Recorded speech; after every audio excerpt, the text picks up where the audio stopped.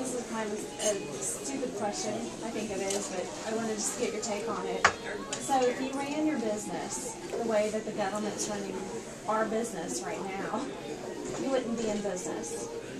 I would have been out of business before I started. So the question is, why are so many people up with their blinders up? And what do you think the biggest hurdle for them to see that is? Because they, I mean, I really, because it floors me every day.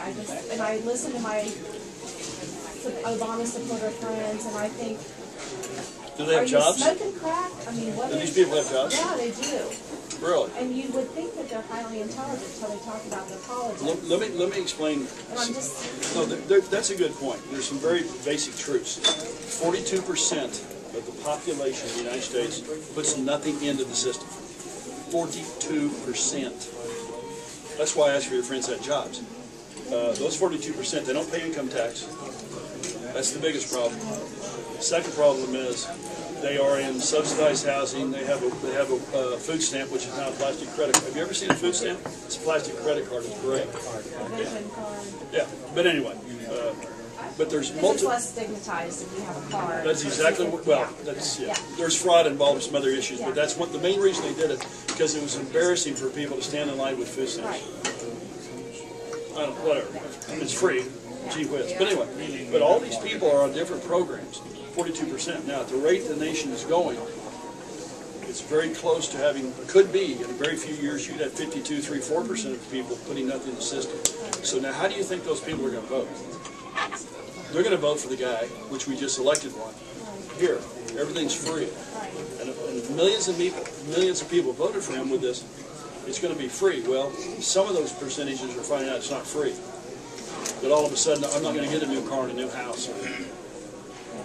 But no, I understand where you're coming from. We have become a nation, a large percentage of us. The government owes me and will give me and will take care of me. And we've done it for generations. This nation has taken care of generations of people that have never had a job, never left the projects, which they were forced to live in. We, the country, have pushed a certain percentage into a very bad situation. For instance, if you're in subsidized housing, what's the incentive for you to try and find a job, even if it's $40 a week? There is no incentive, because if you do, you're out of subsidized housing. You're gone. What's the incentive for you to go find a job making $40 a week?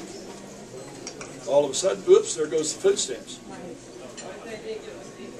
We don't create an environment for these people to take one step on the ladder.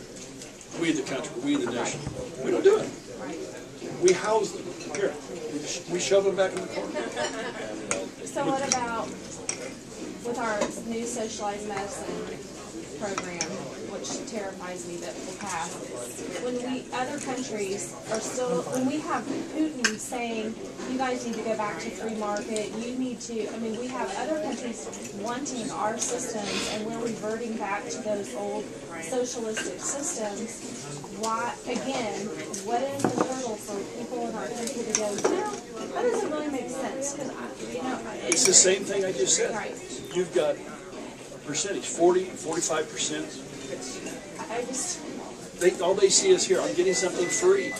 And guess what? Those 42%, they're not going to pay for all this fun.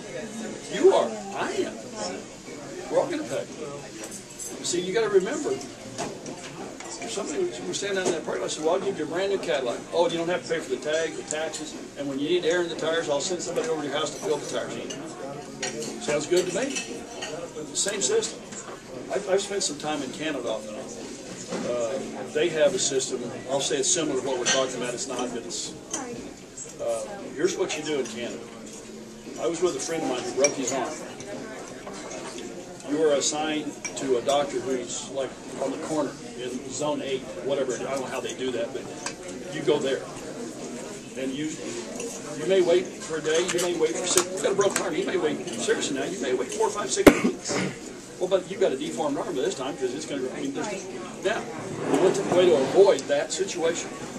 If you have money, in Canada, you have a doctor that you pay like $2,000 a year, and no, there's no government help, no. you pay as you go. But he's your doctor, and of course, those guys are really nice offices and have all the latest equipment. And you go in and you walk in and your arm is fixed in like 5 minutes. I mean, you walk in the door and you're in. Almost like an emergency room. It's taken care of like that. But the rest of the people, if you have cancer, oh, you wait months and months and months. Well, what happens with cancer? The average cancer doubles in size every 100 days. So let's say 6 months. Gee, that's well past 100 days.